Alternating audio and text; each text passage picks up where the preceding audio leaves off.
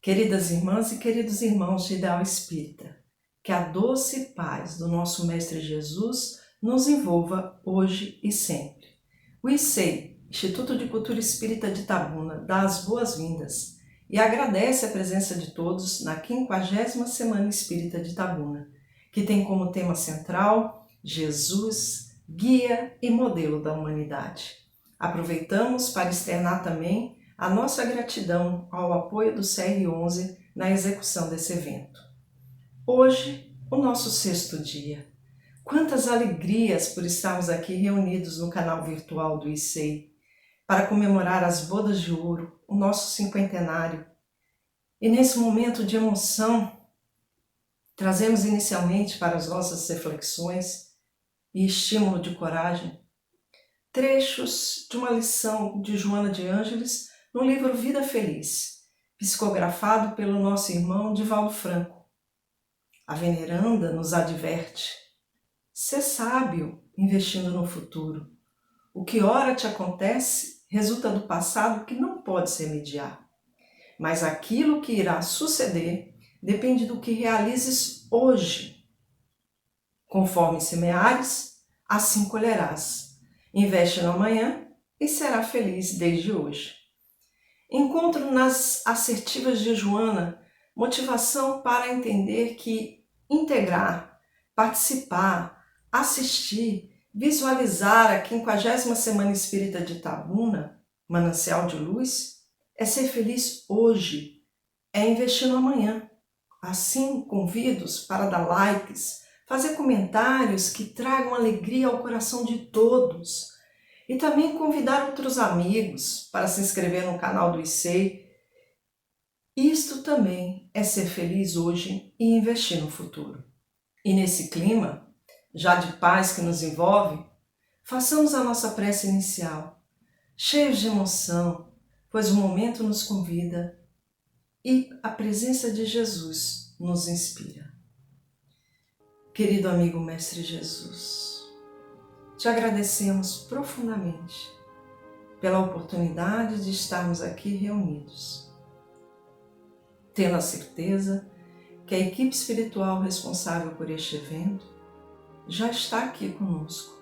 Afinal, são 50 anos de trabalho, perseverança e disciplina para manter este evento vivo, que tanto favorece a nossa cidade de Itabuna e toda a região. É assim, com grande alegria e tendo a certeza que também Tu está presente entre nós, derramando bênçãos de luz e oferecendo a cada um de nós uma rosa, onde já podemos sentir o cheiro, o aroma, o perfume. É que te agradecemos e desejamos que tenhamos uma boa noite de atividade. Nos abençoe e nos fortaleça hoje e sempre, que assim seja.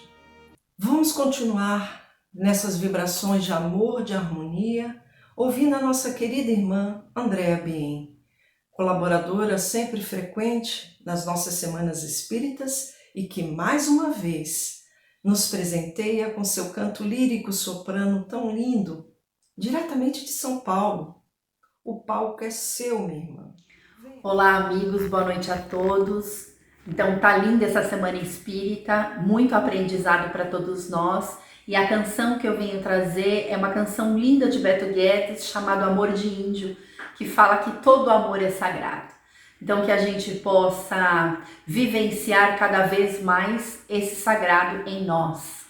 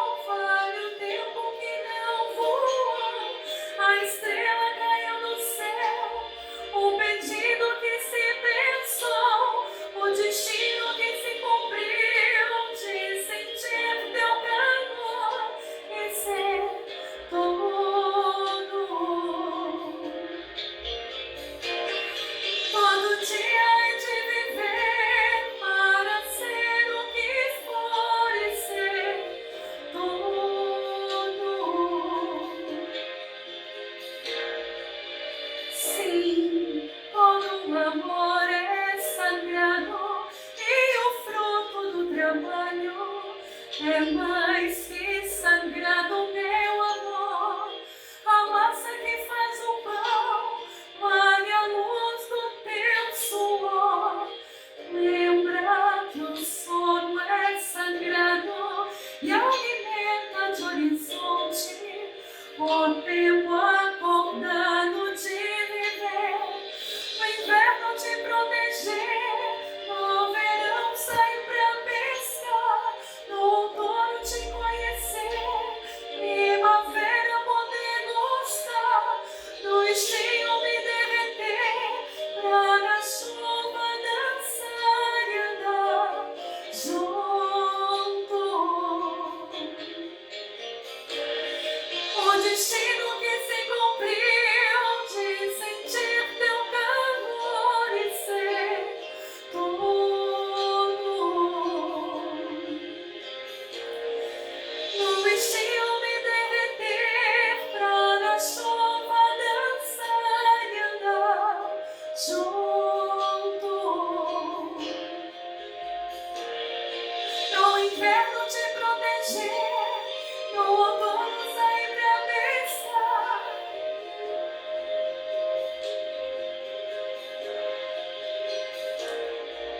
Sim, todo amor é sagrado. Sim, todo amor é sagrado.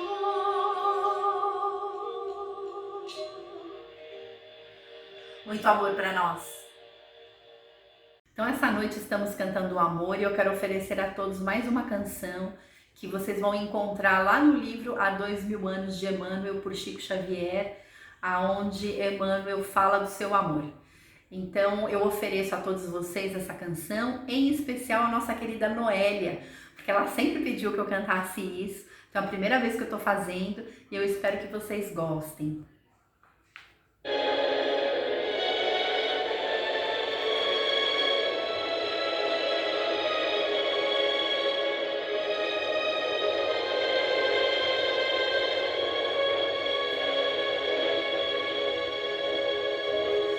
Alma gêmea de minha alma, flor de luz da minha vida, sublime estrela caída das belezas da amplidão. Abandava neste mundo, triste sono meu caminho, chegaste devagarinho e me encheste o coração. Vinha nas bênçãos dos deuses, na divina claridade, discerniu a felicidade em sorriso de esplendor. És meu tesouro infinito, choro de eterna aliança, porque sou tua esperança, como és todo meu amor.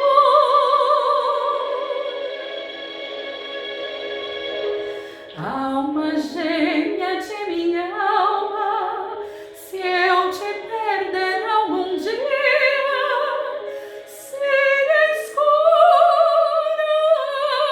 agonia da saudade dos teus véus, se um dia me abandonares, luz eterna dos meus amores, hei de esperar-te entre as flores.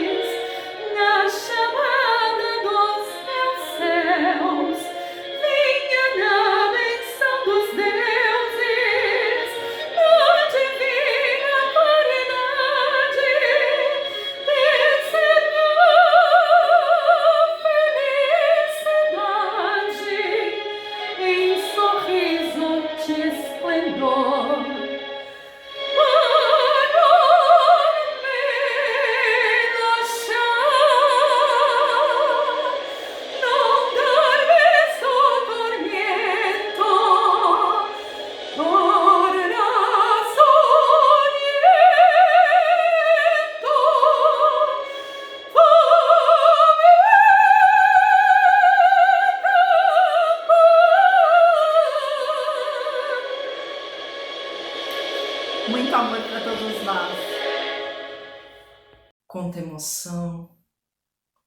Duas belas canções que permitem vibrar em uníssono nas ondas de amor. Gratidão, Andréia, por este momento. Agora convidamos o nosso irmão José Carlos Peixoto, o nosso Cacá, para nos transmitir um recado. Olá pessoal, um abraço fraterno a todos que estão acompanhando a 50ª Semana Espírita Itabuna, que tem como temática Jesus, guia e modelo da humanidade. E nós estamos passando para deixar um agradecimento muito fraterno a todos os nossos irmãos da Web Rádio Portal da Luz de Dourados, Mato Grosso do Sul.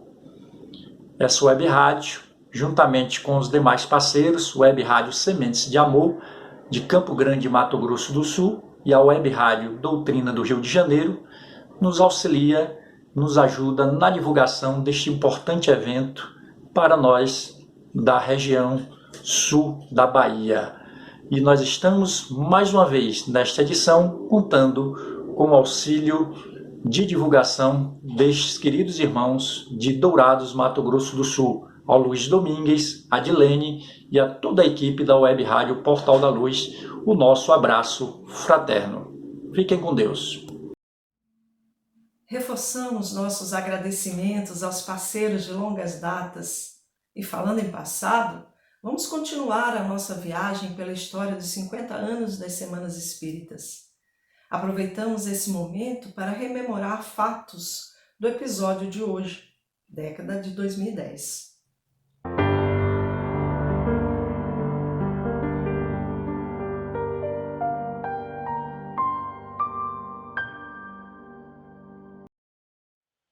Contar uma história mexe com a nossa imaginação, mas registrar nossa própria história é voltar ao passado para melhor construir o nosso futuro.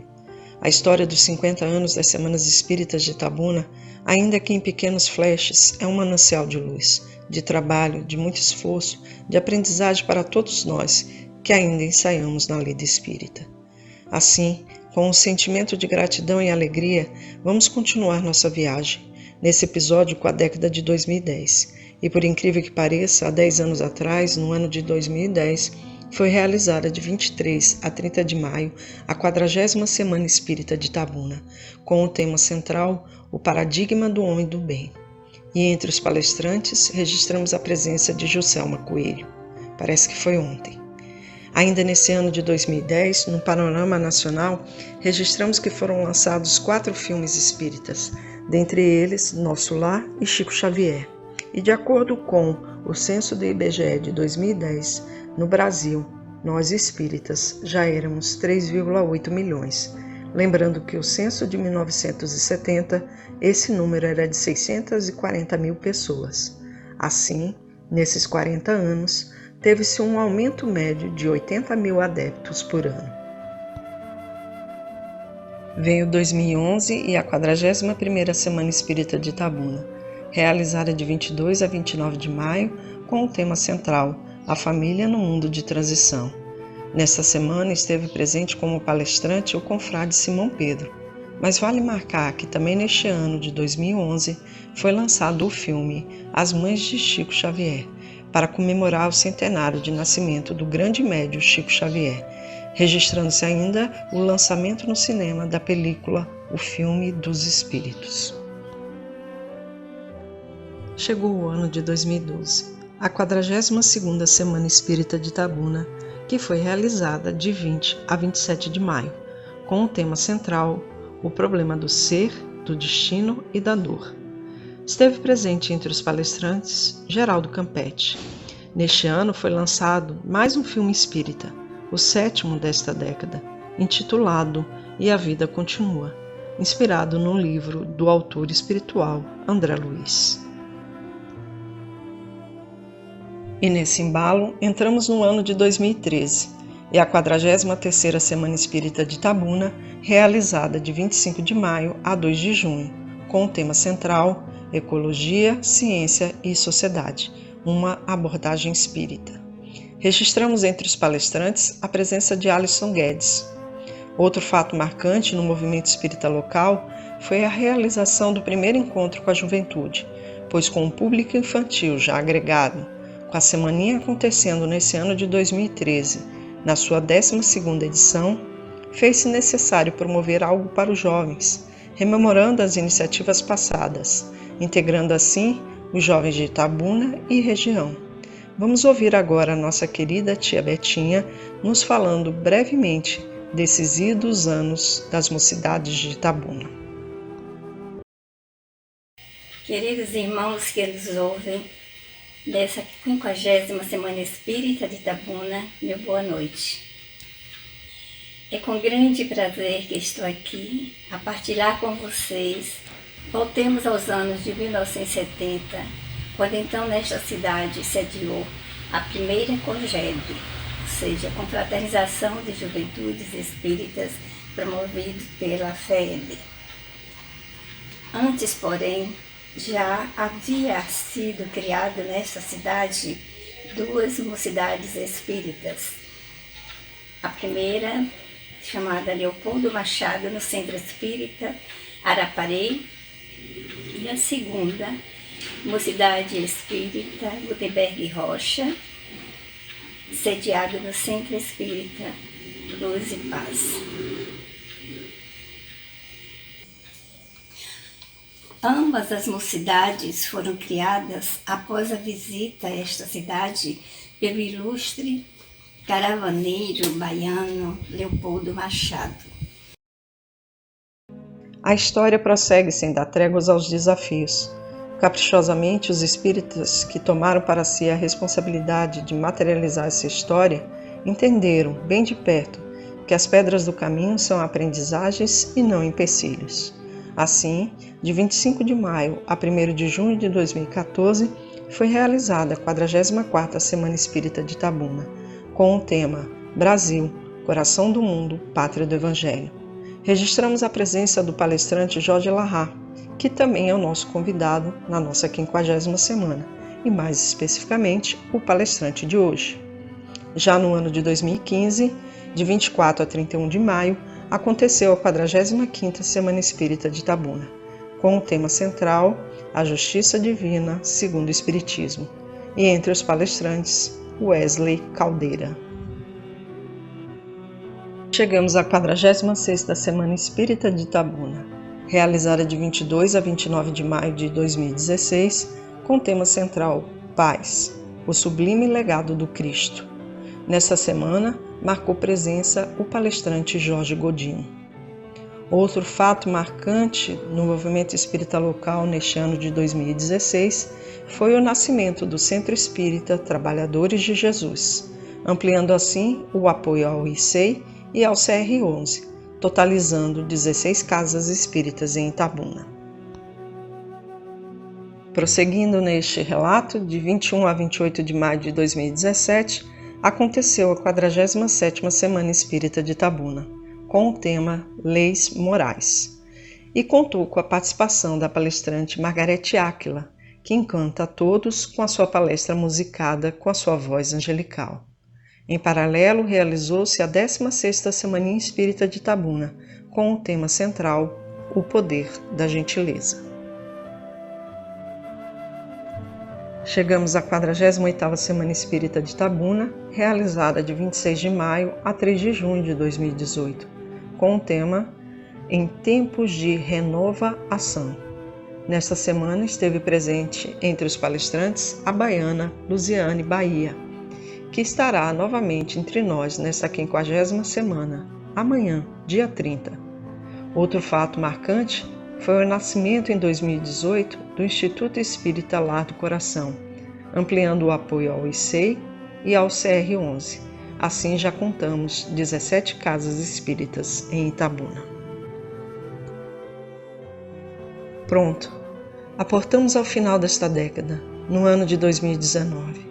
Sim, foi o ano passado, a 49ª Semana Espírita de Itabuna, de 24 a 31 de maio, a última dessa década de 2010, e tendo como tema central o sentido da vida e a participação, entre outros palestrantes, de Leonardo Machado. Deixamos registrado ainda que no cenário nacional foram lançados mais 2 belíssimos filmes espíritas, Divaldo, o mensageiro da paz, e Kardec, a história por trás do nome. Destacando que o filme de Divaldo chegou à marca de mais de 400 mil espectadores, sendo que só na primeira semana, 105 mil pessoas se deliciaram com a história desse abnegado irmão. Assim, chegamos ao fim de mais uma década. 10 edições de Semana e Semaninha Espírita de Itabuna, apoiado pelas 17 casas espíritas itabunenses, tratando de temas palpitantes que nos auxiliam na nossa trajetória espiritual. Registramos ainda o nascimento do Encontro com a Juventude, com suas 7 edições, 9 filmes espíritas, tornando-se uma década marcada pela divulgação da doutrina espírita também por meio do cinema, sendo em média quase um filme por ano. Mas, voltando ainda, a 49ª Semana Espírita de Itabuna, em 2019, é possível, revisitando as lembranças, sentir saudades do calor dos abraços, dos afagos cristãos, das delícias que enfeitavam a cantina carinhosamente, doados por cada uma das 17 casas espíritas parceiras. E é com esse sentimento saudoso que finalizamos, agradecendo por sua atenção e esperando você no próximo episódio. Deus conosco sempre.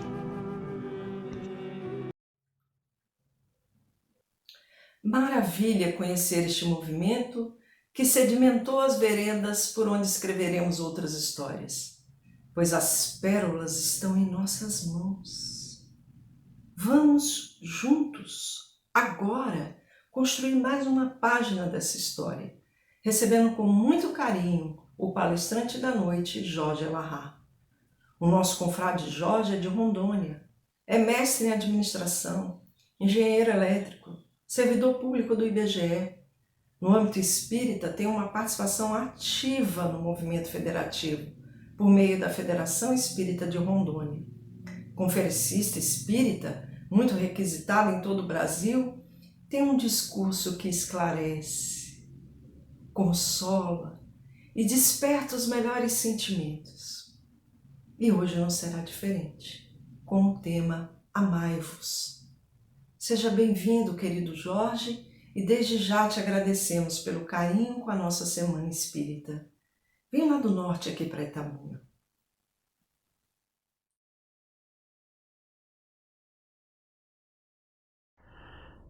Boa noite, meus amigos de Itabuna.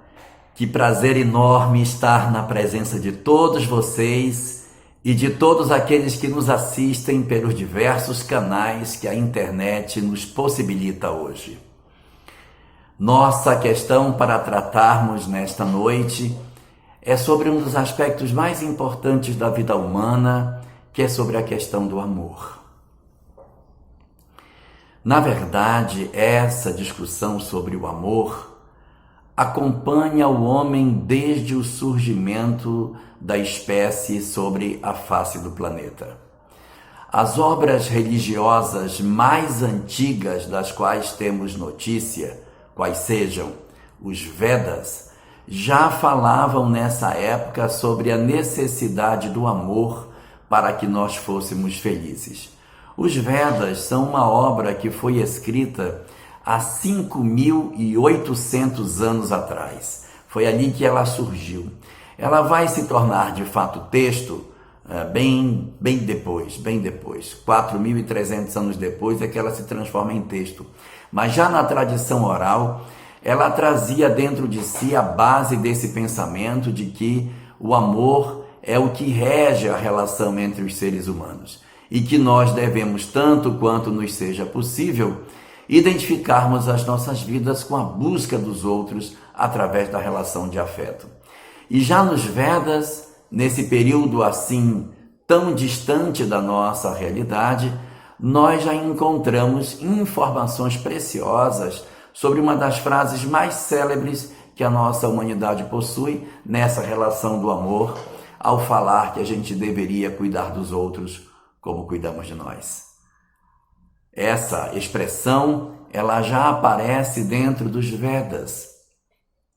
E depois, quando nós vamos ver o desdobramento do pensamento védico, 500 anos depois, dentro do pensamento do Buda, presente no Bhagavad Gita, nós vamos encontrar novamente a expressão do amor como sendo a chave para a solução dos problemas humanos.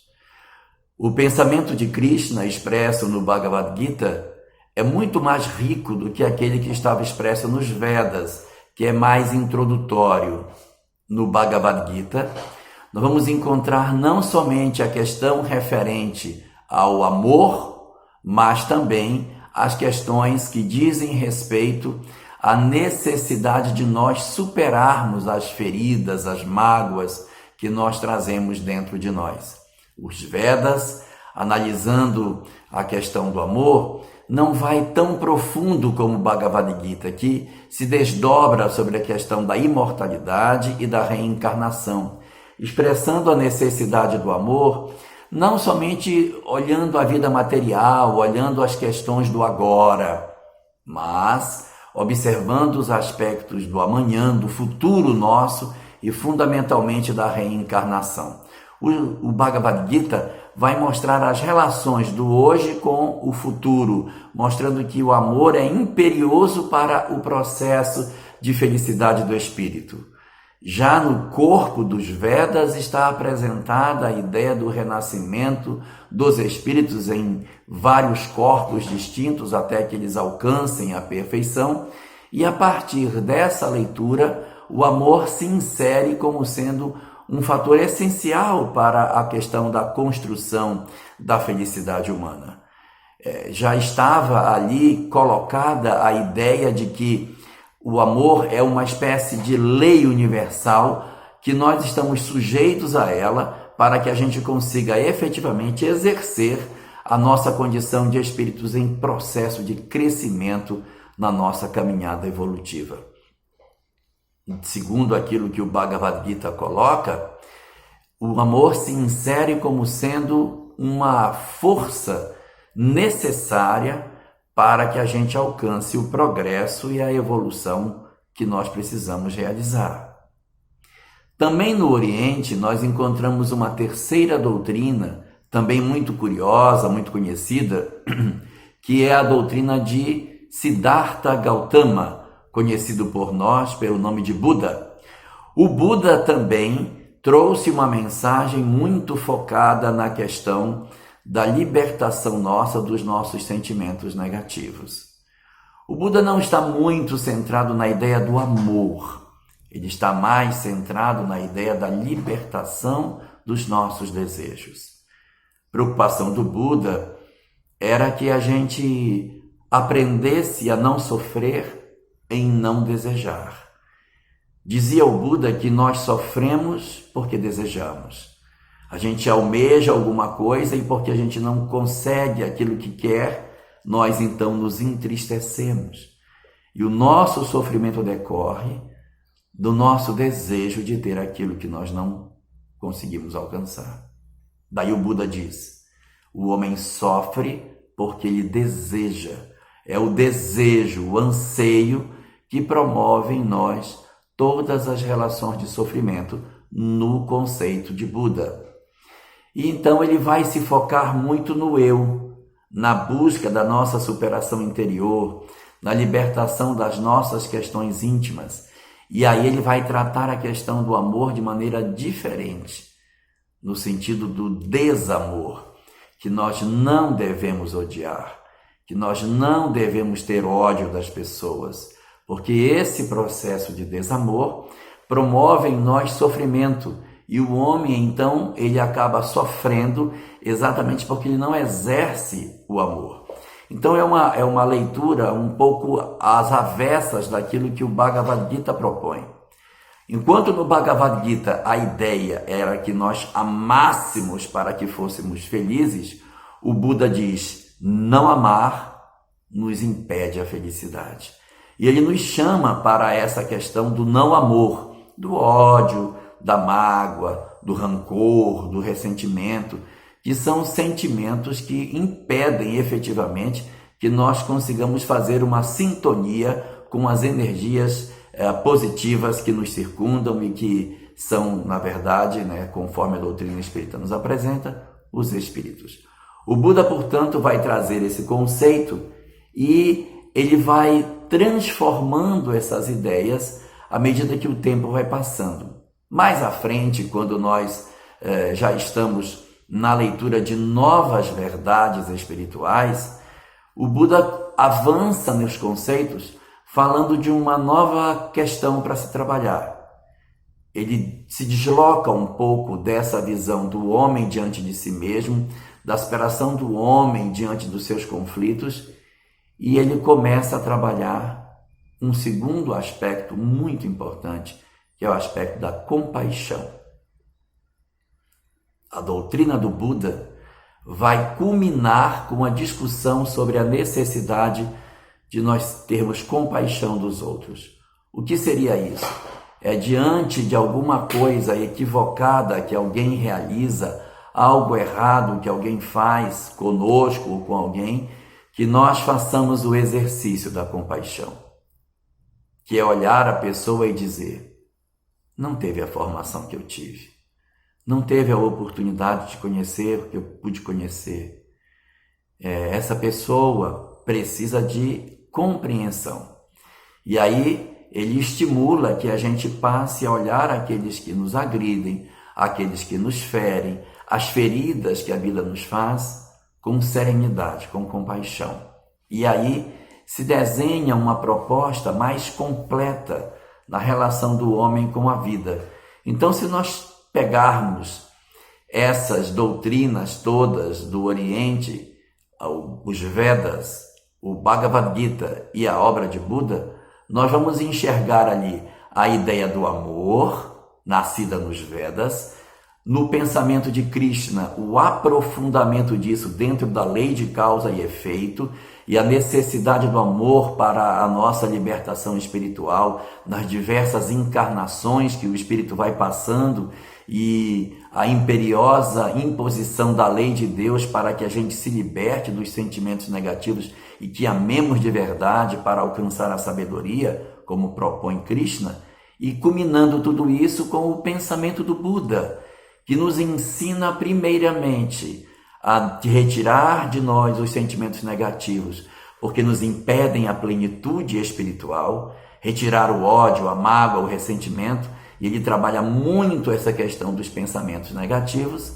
para depois nós enveredarmos pelo caminho da compaixão, enxergando o outro e promovendo em nós as transformações que a gente precisa fazer para que a gente consiga efetivamente ter uma leitura daquilo que o amor tem como conceito dentro do Oriente. Mas este é o conceito do Oriente, lá da Índia, do Nepal. É a ideia que está contida e que foi oferecida, segundo aquilo que o Espiritismo nos dá conta de conhecer, para os espíritos que viviam naquela região, naquele período. Era um período marcado por espíritos muito evoluídos do ponto de vista intelectual, mas muito atrasados do ponto de vista moral. Espíritos que não eram originários da Terra, mas que estavam aqui porque pela sua dificuldade moral, pelo atraso moral que eles tinham, haviam perdido a concessão de poderem participar de uma comunidade mais evoluída, que era aquela onde eles pertenciam. Então vieram para a Terra, num local mais duro, mais difícil, para mexer seus corações e suas emoções, a fim de que eles se libertassem das suas imperfeições morais e pudessem então regressar para seus planetas de origem. É por isso que uma mensagem tão profunda, tão substancial e tão interessante, tão completa é oferecida para a humanidade num período ainda tão inicial da nossa história, porque eram espíritos marcados por uma evolução muito grande, diferente daquela que nós iríamos ter na Terra depois, durante o período da chamada Idade Média, quando boa parte dessas entidades mais evoluídas já tinham ido embora e os mais medíocres é que haviam ficado por aqui, ou seja, nós é que havíamos permanecido no planeta e aqueles que eram mais evoluídos conseguiram alcançar a condição de liberdade espiritual. Então essa mensagem ela foi dada exatamente pelas características que esse povo tinha. Quando nós deslocamos o nosso olhar para um outro ambiente do nosso planeta, que também é no Oriente, mas é um Oriente mais próximo do Ocidente, o chamado Oriente Médio, nós vamos nos deparar aí com um outro tipo de espírito que vivia nessa região. Os espíritos que viviam no Oriente eram espíritos mais dados à espiritualidade, a essa questão da conexão com o divino, tinham uma leitura de mundo muito diferente da nossa. E por essa razão, esses espíritos eles possuem uma dinâmica de conexão e de compreensão do espiritual muito diferente daquela que o pessoal que ocupava a região do Oriente Médio possuía. Os habitantes do Oriente Médio eram formados por espíritos mais intolerantes de maneira religiosa. Eles eram marcados por um pensamento de que a doutrina deles era a certa. O que eu penso é o certo. O que você pensa não é tão verdadeiro. Então, essa leitura de que o que eu sou é a verdade atrapalhou demais o crescimento desses espíritos. Essa seria uma das características mais fortes desses que habitavam essa região. Eles eram mais duros, eles eram mais reservados do ponto de vista de acolhimento do outro, era uma população marcada mais por um sentimento de exclusividade dos meus conceitos, diferente dos outros. Os outros que eram do Oriente já estavam mais abertos a essa ideia, já eram mais flexíveis a esse processo de entendimento da verdade do outro diante da minha verdade. Isso se expressa muito também pela ideia do chamado politeísmo. O politeísmo, que é uma doutrina que tem vários deuses, faz com que você diga assim: o meu Deus é o Deus A, o Deus de fulano é o Deus X. Tá bom, é a verdade dele, a verdade minha, e as pessoas convivem com mais facilidade nesse mundo de muitas verdades, de muitos deuses, e há uma tolerância na aceitação do pensamento do outro. Já no Oriente Médio, e mais especificamente em Israel, nós vamos encontrar a ideia de um Deus único e, consequentemente, uma verdade única. Dentro desse povo, não se admitia outras verdades, não se admitia outros conceitos. Era um povo mais duro desse ponto de vista. Apenas o meu Deus é o que deve ser cultuado. Havia dentro assim dos conceitos do povo hebreu uma rigidez muito maior com relação à aceitação de verdades que não fossem aquelas apresentadas pelos seus ancestrais, Abraão, Isaque e Jacó. Entendia o povo hebreu que aquilo que era dito como sendo verdade dentro dos conceitos hebraicos era o que deveria ser feito e, portanto, nós deveríamos nos submeter a essa verdade única sem que pudesse ser questionada. Qual foi o resultado disso? O resultado foi a construção de um pensamento religioso muito focado no dever, na obrigação, no respeito à lei, na rigidez da forma. Tanto que na obra de Moisés, que é quem vai representar o pensamento desse povo de maneira escrita, nós vamos encontrar poucas vezes a palavra amor escrita no texto de Moisés. A palavra amor no texto de Moisés ela é usada muitas vezes na relação do homem com a mulher, do tipo, Jacó amava Raquel, e fulano amou fulana. É muito no amor relacionado com a questão de um par, de um casal. É raro a gente encontrar no texto expressões sobre o amor que não estejam relacionadas especificamente com os aspectos do amor no sentido mais universal. Apesar disso, nós vamos encontrar expressões de amor espalhadas dentro do texto, embora elas não sejam muito usuais. Vejamos que, por exemplo, quando se toma os 10 mandamentos, que estão colocados no Êxodo, no livro de Êxodo, no capítulo 20, em nenhum dos mandamentos se fala de amor. É comum as pessoas dizerem que o primeiro mandamento é amar a Deus sobre todas as coisas. Não é, isso não é verdade, isso não é o primeiro mandamento. Isso foi uma tradução que depois as pessoas foram fazendo e fizeram mudanças nos mandamentos para que sumisse o segundo mandamento.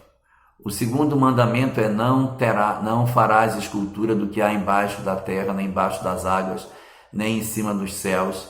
Não farás escultura de nada que exista, não lhes prestarás culto, nem te curvarás diante delas, porque eu sou o Senhor teu Deus. O segundo mandamento é um mandamento para a gente não cultuar imagens.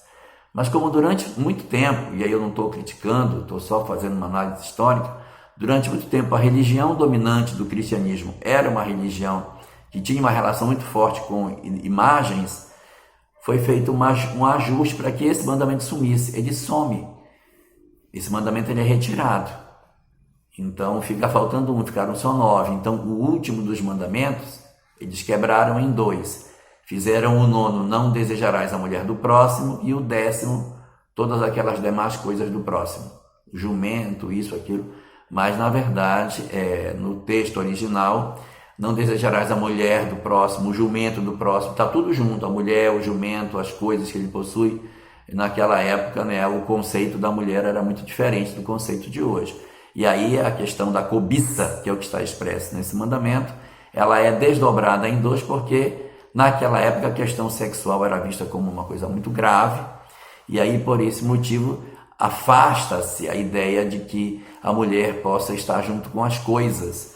Então separa a mulher para fazer o 9 e o 10 fica sendo todos os demais, e com isso se corta o segundo mandamento. Mas nesses 10 mandamentos, a palavra amor não aparece. Não tem lugar nenhum. Nenhum lugar. Nenhum dos 10 mandamentos diz que a gente tem que amar alguma coisa, nem amar a Deus. O primeiro mandamento é assim: eu sou o Senhor teu Deus zeloso que vos tirei do Egito, a casa da servidão. Não terás outros deuses diante de mim. Esse é o primeiro. Não terás outros deuses diante de mim. Aí o segundo, que é a questão, não farás escultura, e depois vem seguindo os outros que nós já conhecemos. Curioso disso é que entre os 10 mandamentos, os 4 primeiros se referem à relação do homem com Deus, que são: não terás outros deuses, não farás imagem, não guardará o nome de Deus para não falar ele em vão, e o sábado. Teria que guardar o sábado. São os 4 primeiros mandamentos. Os 5 últimos são todos em relação ao próximo. Os 5. Não roubarás, não matarás, não prestarás falso testemunho, tem a questão da cobiça. Então são mandamentos voltados para o próximo. Todos eles são vinculados à relação do homem com outros homens. Esses 5 últimos. E os 4 primeiros com Deus. Está faltando um, que fica exatamente mediando os 4 de Deus com os 5 do próximo. Esse 5º mandamento é o da relação do homem com seus pais. E novamente, a palavra amor não aparece. Olha a palavra que Moisés colocou: honrarás teu pai e tua mãe. Honrarás, mas não amarás. Não está amar pai e mãe, está com honrar. E o que é honrar? Honrar são 2 coisas. Honrar é dar dignidade a eles, no sentido de não envergonhá-los com a nossa vida. Você viver de maneira que você envergonhe seu pai. Você está tirando a honra de seu pai, porque você vive uma vida vergonhosa. Você faz a sua vida de maneira errada. Quando você faz da sua vida algo errado, você está, nesse momento,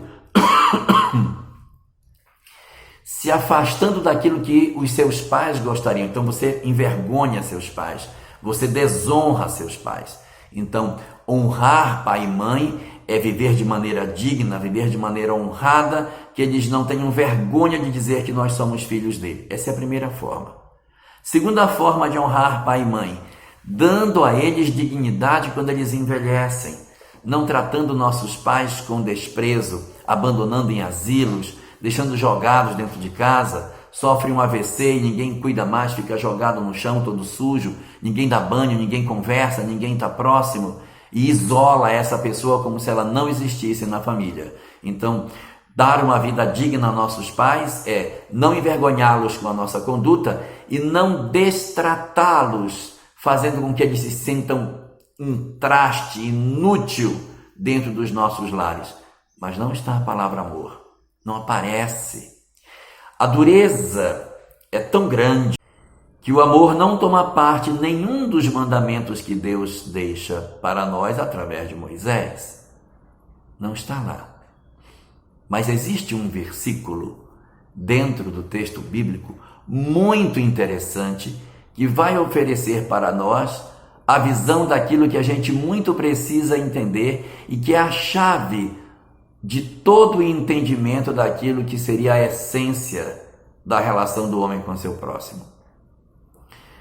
No capítulo 19 do livro de Levítico, Moisés, tratando de condutas que nós devemos ter com relação aos outros que vivem na mesma aldeia que nós, ele começa a dizer uma série de coisas que são determinadas regrinhas de comportamento para que as pessoas sigam e não façam bobagem.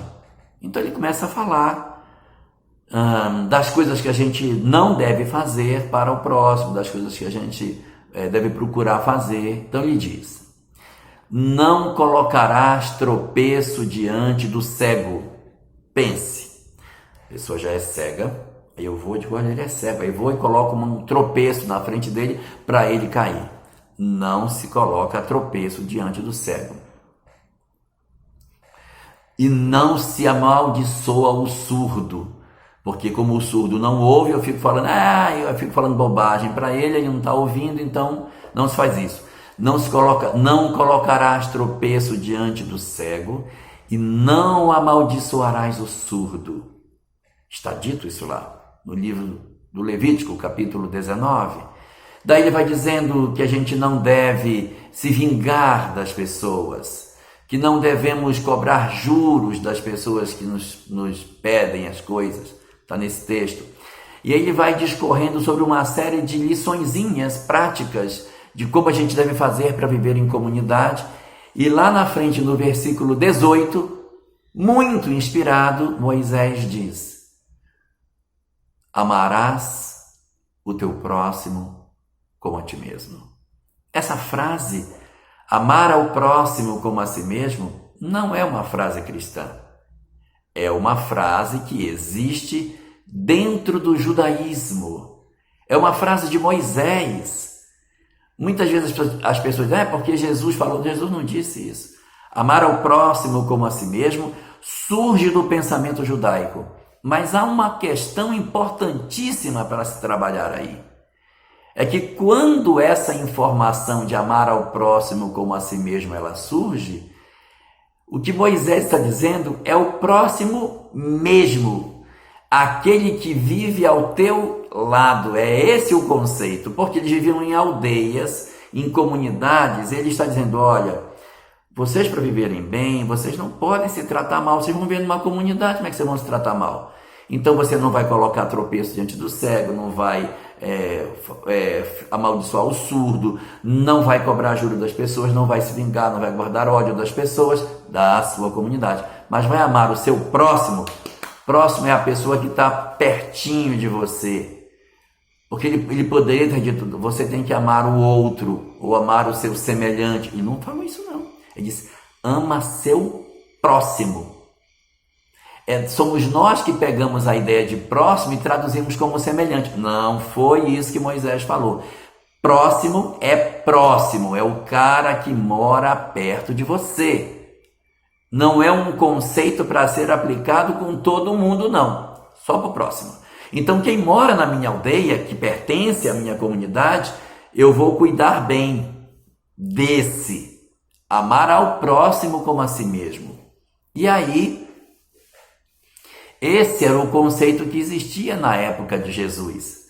E qual foi o resultado disso? É que essa frase que está como assim meio que perdida no meio de uma quantidade grande de mandamentos de rigidez, saltou aos olhos dos rabinos. Isso se tornou muito importante para eles. Tanto que no século II, antes do nascimento de Jesus, houve um rabino muito importante em Israel, que até hoje seus ensinamentos são muito lembrados. Rabino chamava-se Hillel. Hillel foi um rabino que leu a lei de Moisés toda e disse: a coisa mais importante que tem aqui é este versículo: amar o próximo como a si mesmo. Porque a síntese da lei de Deus é o amor. Vejam que Hillel conseguiu extrair do texto de Moisés, que é um texto de tanta rigidez, de tanta dureza, que o amor era a essência da lei. No livro Estudos Espíritas, na introdução fala de um rabino que um rapaz procura por ele e diz assim: eu quero que você me ensine o que tem escrito na lei enquanto eu fico com um pé só. Você consegue? Ele diz: consigo. Aí ele fica num pé só e diz: pronto, pode começar a me ensinar. E o rabino diz: ama. Pronto. É isso que é a lei. Ele resume tudo numa única palavra. O amor é a relação essencial do homem com a vida. E é curioso percebermos isso porque, apesar da lei de Moisés ser reconhecida como uma lei dura, rígida, cheia de tantas amarras com a questão da responsabilidade do dever, Hillel vai lá, pinça e apresenta a lei de Moisés como sendo o amor. Ele é tão importante na época que ele vive que ele se torna o rabino mais poderoso da sua época. E ele se torna o líder de todos os rabinos. E ele, então, traz uma mensagem que é profundamente diferente daquela que os outros de sua época apresentavam. Ainda hoje, as ideias de Hillel ecoam dentro do judaísmo. Seus escritos são estudados até hoje. E ele, quando ficou velho, ele disse: eu preciso formar alguém para ser o meu discípulo, para levar à frente as mesmas ideias que eu penso hoje para as gerações futuras. E ele então escolheu o seu neto para ser o continuador de suas ideias. Ele pegou seu netinho e começou a passar para seu neto as suas conceituações de vida, os seus conceitos de como é que o homem deve viver. O nome desse neto é Gamaliel. É ele que é o mestre de Gamaliel. Gamaliel se tornaria um grande rabino do século I antes do nascimento de Jesus. Ele se torna um homem muito culto, mas ele não tinha toda a capacidade que Hillel possuía, mas era um grande rabino e reconhecido e respeitado por ser quem ele era e, ao mesmo tempo, o grande neto de Hillel. Gamaliel formaria um conjunto de discípulos depois para ensinar o que ele recebeu de seu avô para os que viriam depois. Entre seus discípulos estaria um personagem muito importante chamado Saulo, da cidade de Tarso, nosso famoso, conhecido Saulo de Tarso, que depois se tornaria Paulo de Tarso. Se Saulo tivesse ouvido bem a mensagem que Gamaliel passou para ele, não fosse tão rígido nos seus conceitos, provavelmente a história do cristianismo teria sido diferente. Mas a rigidez de Paulo em não querer aceitar boa parte daquilo que Gamaliel apresentava pela ótica de Hillel,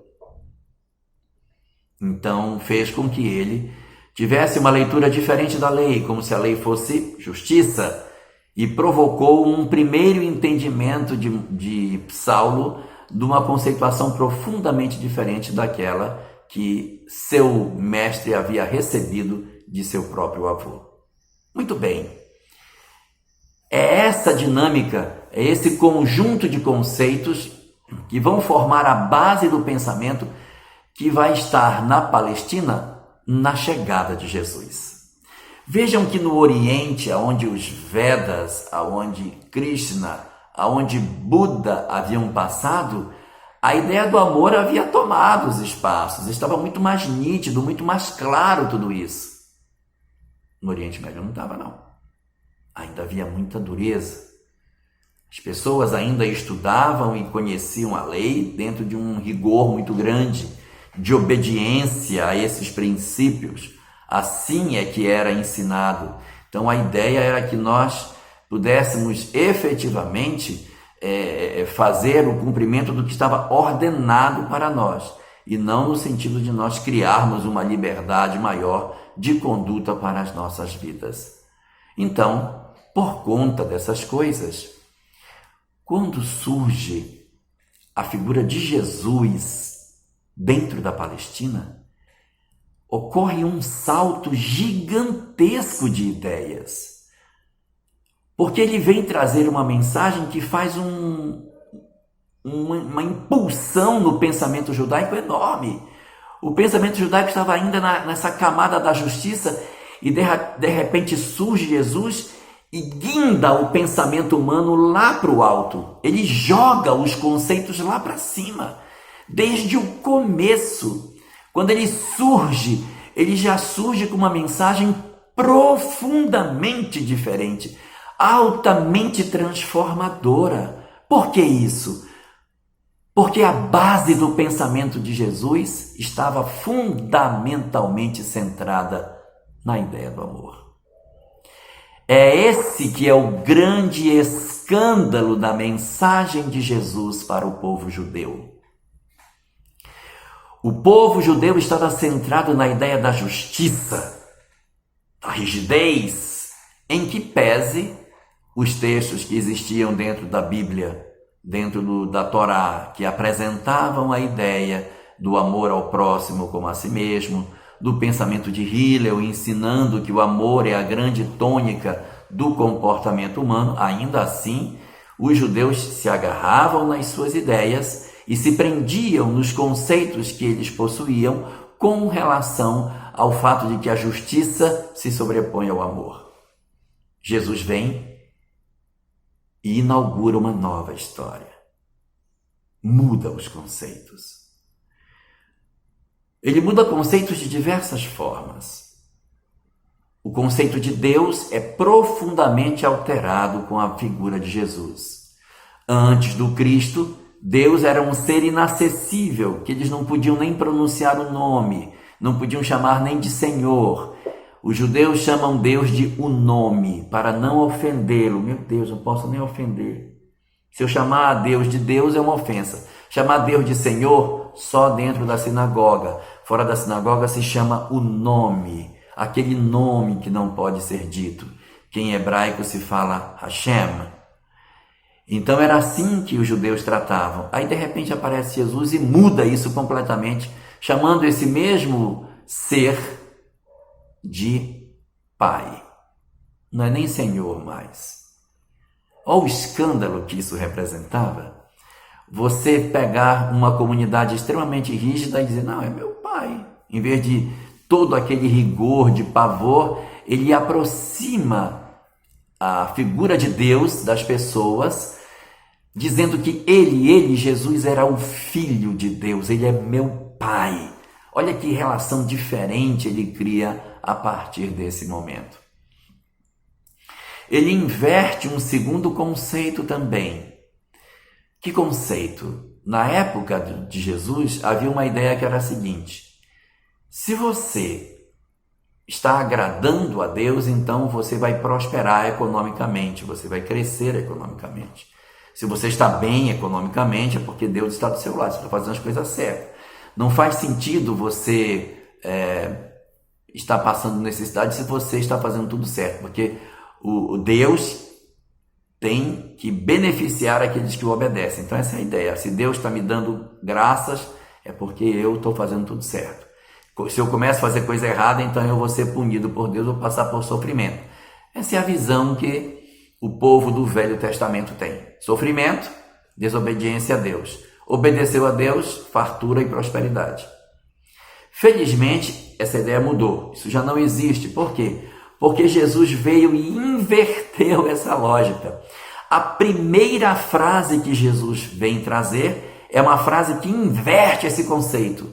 A primeira frase pública de Jesus é: bem-aventurados os pobres de espírito, porque deles é o reino dos céus. Meu Deus! Isso é um escândalo total, porque ele está dizendo que o reino dos céus, a felicidade, está reservada para os pobres de espírito. Não! A felicidade no conceito judaico está reservada para os que seguem a lei. E ele vem, vira ao contrário essa lei e apresenta verdades completamente diferentes. Isso é uma revolução de conceitos escandalosa. Eu acredito que quando o Sermão da Montanha começou, quando ele disse a primeira frase, o povo fez: porque ninguém esperava uma frase dessa.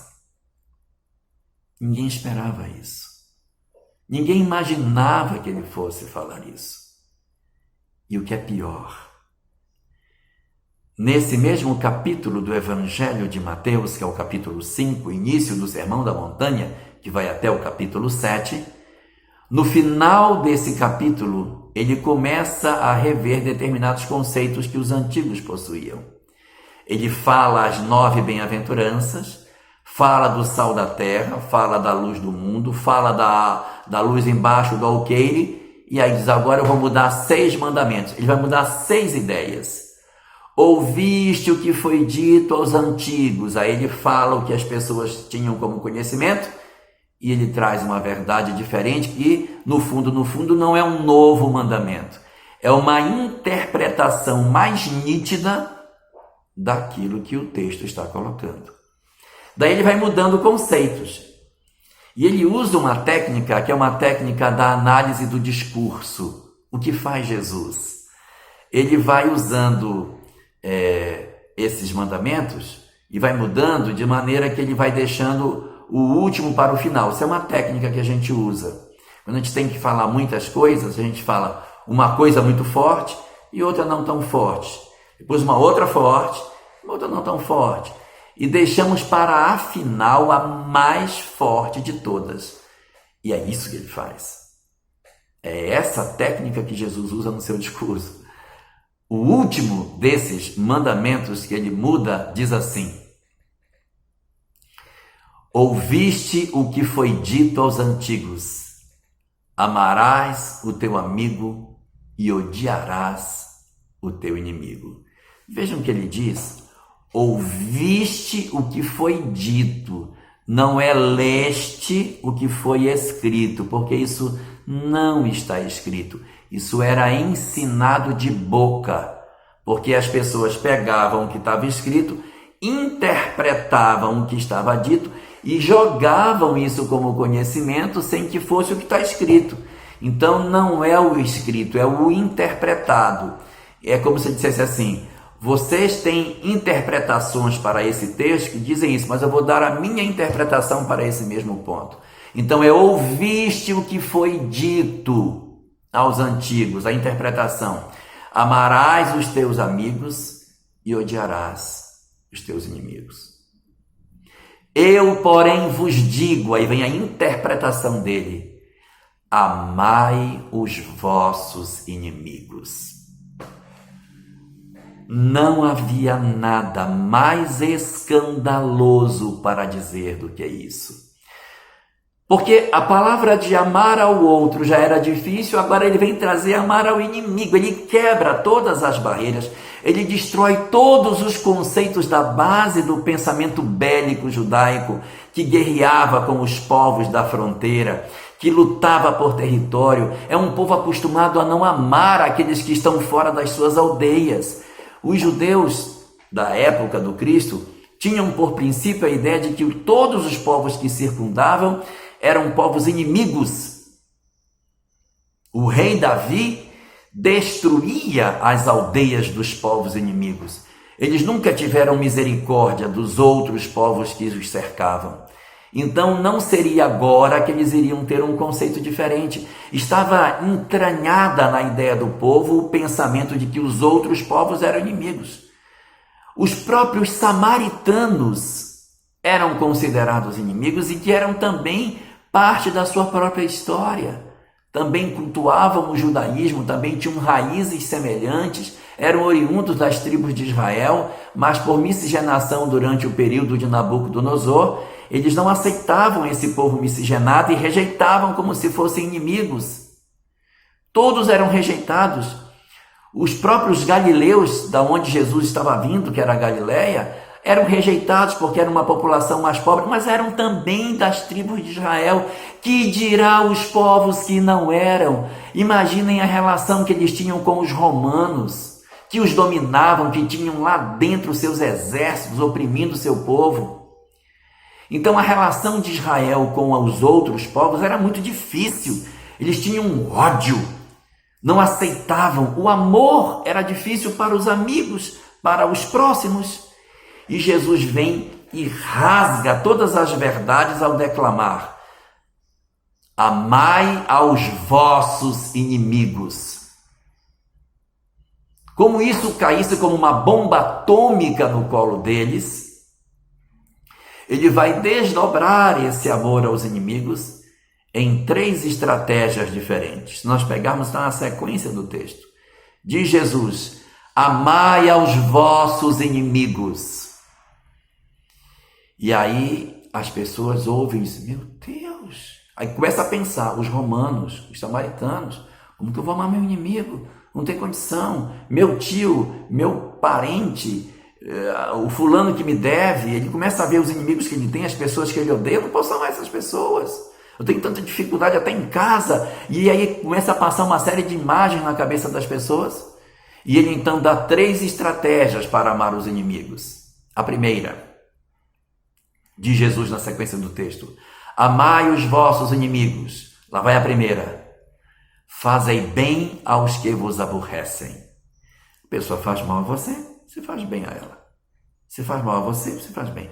Ela te agride, você faz bem. Ela te faz coisas erradas, você faz bem. Então você devolve o mal com o bem. Você promove esse processo de mudança para que você consiga efetivamente realizar a transformação que precisa fazer. Aí você, mas não dá certo isso. Esse negócio de fazer o bem para quem faz mal, não consigo nem chegar perto. Tenho tanto ódio que eu não consigo nem chegar perto, não consigo tocar essa pessoa. Às vezes está dentro de casa, dentro do nosso lar. Não consigo, tenho muita dificuldade para fazer isso. Então, se você não consegue fazer o bem para quem te faz mal, então vamos passar para um outro degrau. Degrau 2. Sequência do texto: bendizei os que vos maldizem. Então a pessoa fala mal de você, você fala bem dela. Fala mal, você fala bem, você fala mal, você fala bem. Para você desarmar essa bomba. Ela fala mal de mim, eu falo bem dela. Ela fala mal de mim, eu falo bem dela. E assim você vai tirando de dentro de você o desamor. Vai tirando de você isso.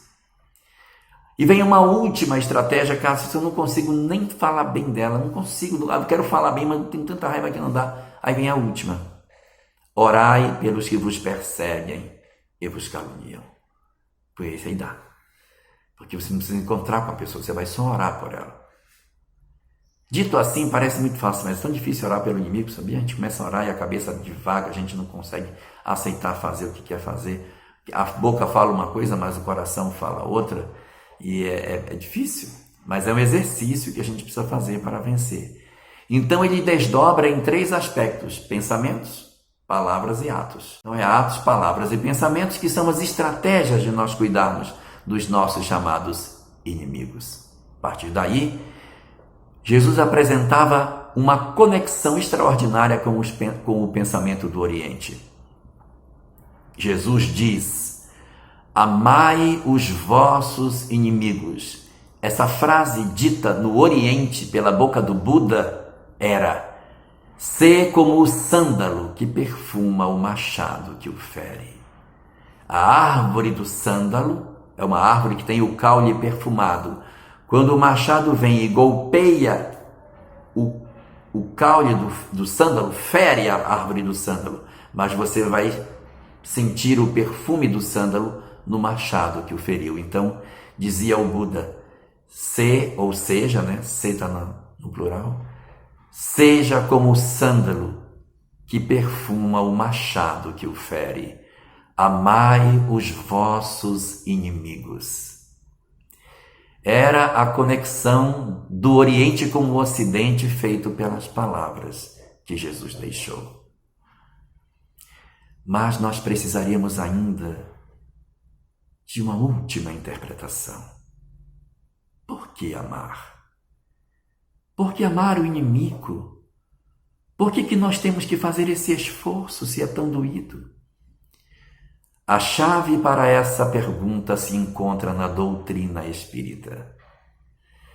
A doutrina espírita, caminhando através das informações obtidas em reuniões mediúnicas, em que Kardec coletava as respostas que os espíritos davam, obteve a seguinte informação sobre o porquê do amor aos inimigos. É porque as pessoas que nós odiamos, elas se vinculam às nossas mentes. Nós atrelamos as nossas mentes às pessoas que nós odiamos.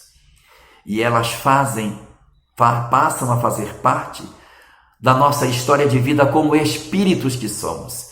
E isso promove uma vinculação espiritual muito forte. Quando esses espíritos que a gente odeia desencarnam antes de nós, eles podem nos procurar desencarnados e perturbar as nossas mentes, promovendo processos de perturbações espirituais horríveis. Então, às vezes, as pessoas odeiam pessoas e matam pessoas na expectativa de que, morto o bicho, estaria morto o veneno. Errado, errado.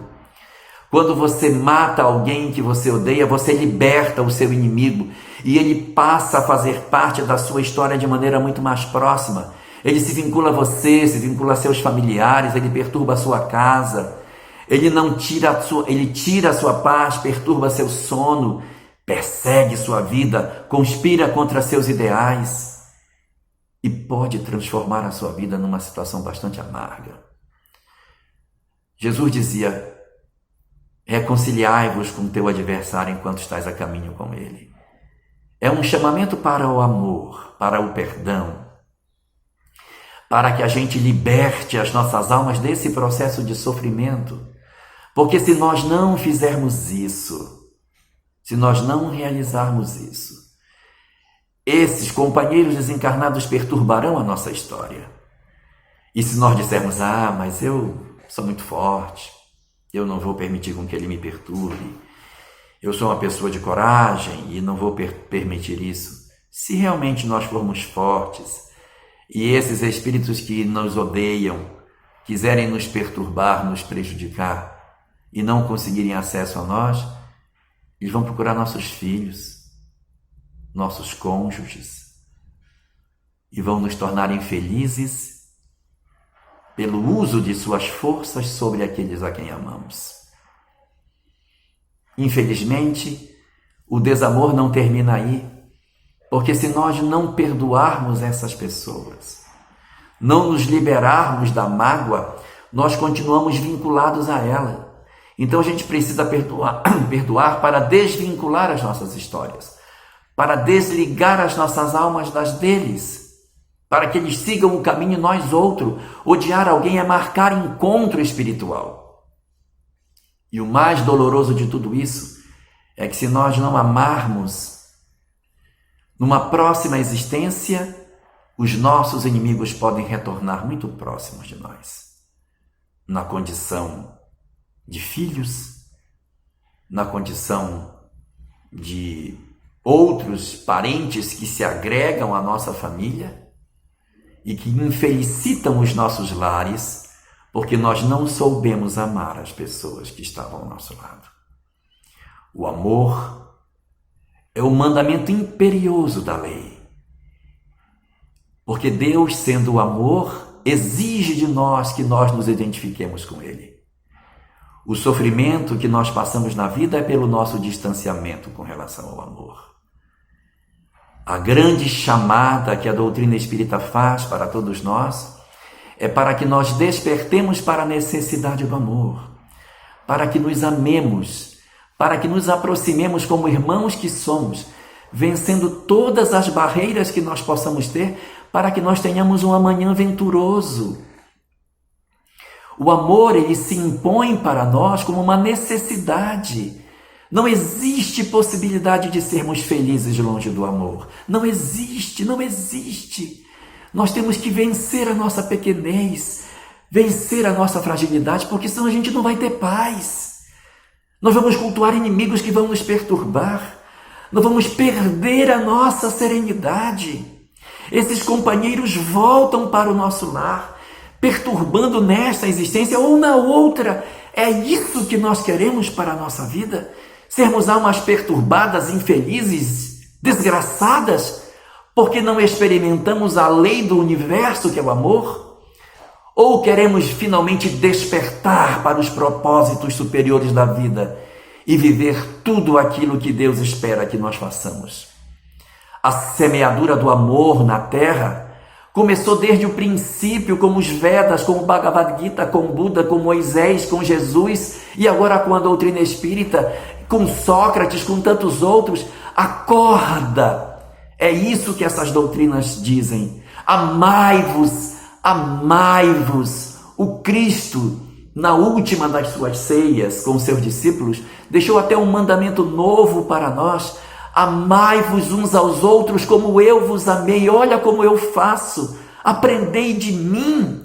E amai-vos uns aos outros como eu vos amei. Vejam como eu faço e façam como eu faço também. Amai as pessoas. Nós não temos outro caminho.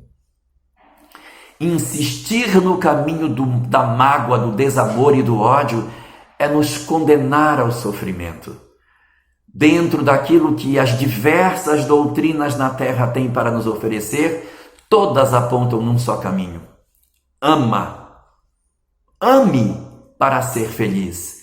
E se não bastar esses mandamentos dessas doutrinas, o Espiritismo vem, levanta o véu e diz: olha, por que tem que amar? Eu te explico por quê. Nós não somente sabemos que temos que amar, nós sabemos por quê e para que temos que amar.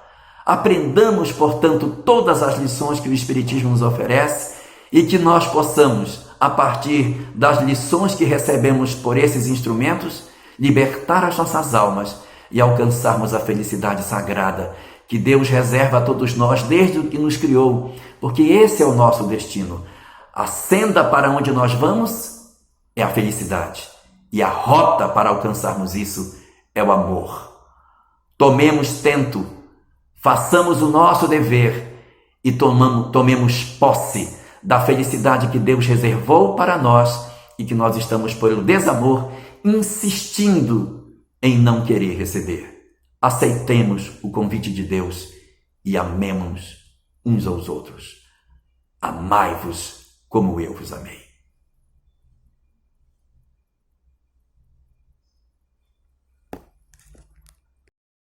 Querido Jorge, mais uma vez te agradecemos por nos brindar com esta bela exposição que nos auxilia no nosso processo de desenvolvimento espiritual. Deus continue abençoando os seus caminhos e te fortalecendo nessa trajetória de divulgação da doutrina espírita. Assim chegamos ao final do 6º dia da 50ª Semana Espírita de Itabuna. Quanta alegria, bênçãos de luz. Agradecendo a presença de todos e convidando para estarmos juntos amanhã, sábado, no canal ICEI, às 14 horas, o Encontro da Juventude, o 8º. Às 18h30, a Semaninha Espírita de Itabuna. Lembrando que é o encerramento da semaninha. E às 19h30, o 7º dia da 50ª Semana Espírita de Itabuna, com a palestra da nossa irmã Luziane Bahia. Mas antes de fecharmos a cortina e apagarmos as luzes, vamos proferir a nossa prece de encerramento. Querido amigo Mestre Jesus, te agradecemos mais uma vez pela essa belíssima noite, por todos os aprendizados que tivemos, por trazer tantas alegrias aos nossos corações. E com a certeza que a equipe espiritual responsável por este evento derramou bênçãos de luz no ambiente em que assistimos, que pode se espargir por toda a redondeza, e que os nossos pensamentos possam transmitir fluidos de amor, mudando a psicosfera do nosso planeta, com a certeza que você sempre está presente perto de nós, nos abençoando, nos fortalecendo, nos abraçando. É que damos por encerrado a parte material desta tarefa. Nos abençoe e nos fortaleça, hoje e sempre, que assim seja.